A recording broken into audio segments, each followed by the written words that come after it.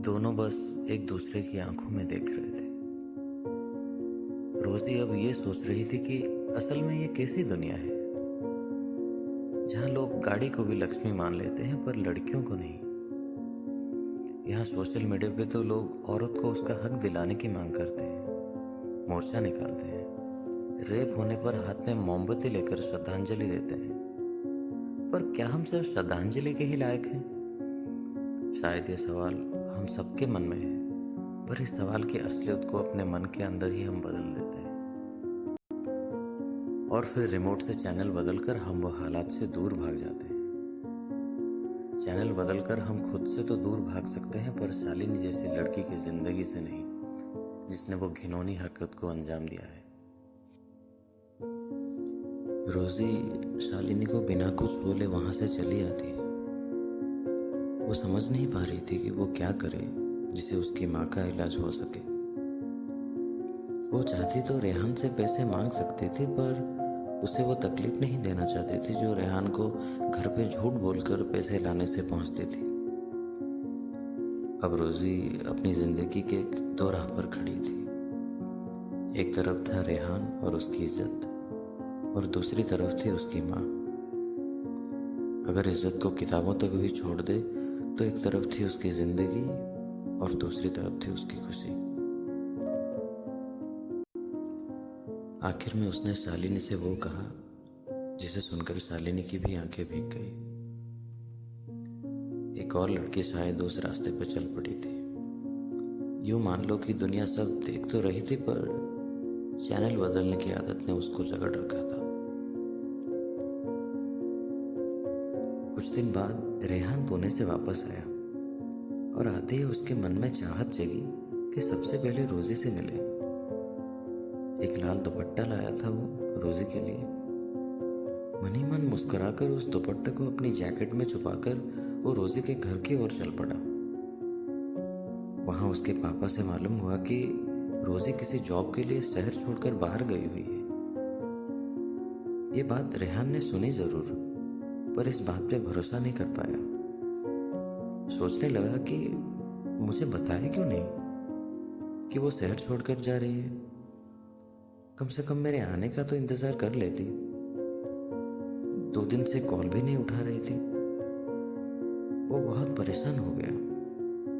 उसे पता था रोजी इससे पहले कभी बाहर नहीं गई, फिर अब अकेली कैसे चली गई।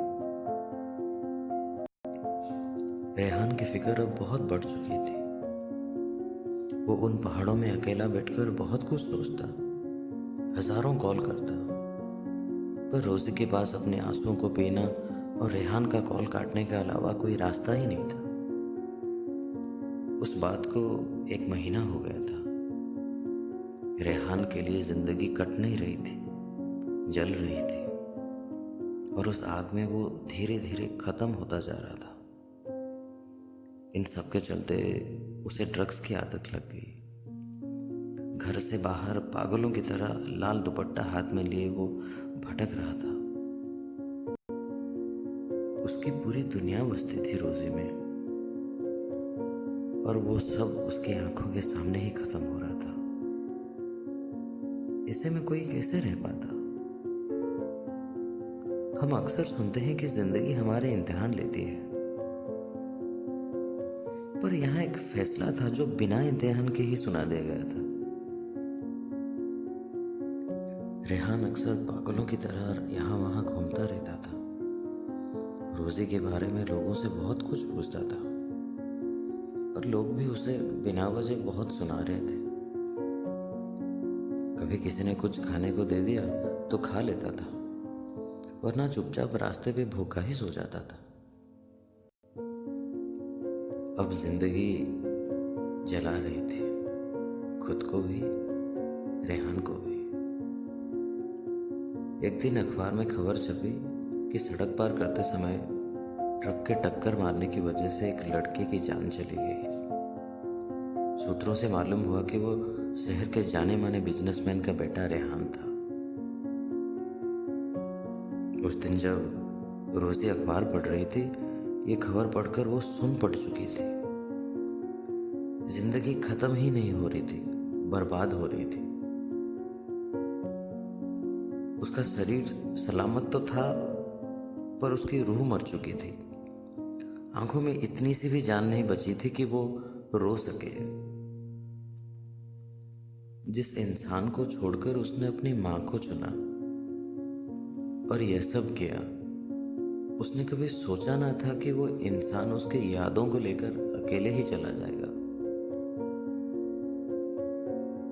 वैसे तो वो अपनी जिंदगी एक झटके में खत्म कर सकती थी, पर वो एक बार में नहीं मरना चाहती थी। खुद को जलाकर रोज मारना चाहती थी। जीतना नहीं चाहती थी वो, हारना भी नहीं चाहती थी, बस कुछ अलग करना चाहती थी जिसे मौत को भी खौफ हो जाए। मिलते हैं अगले भाग में।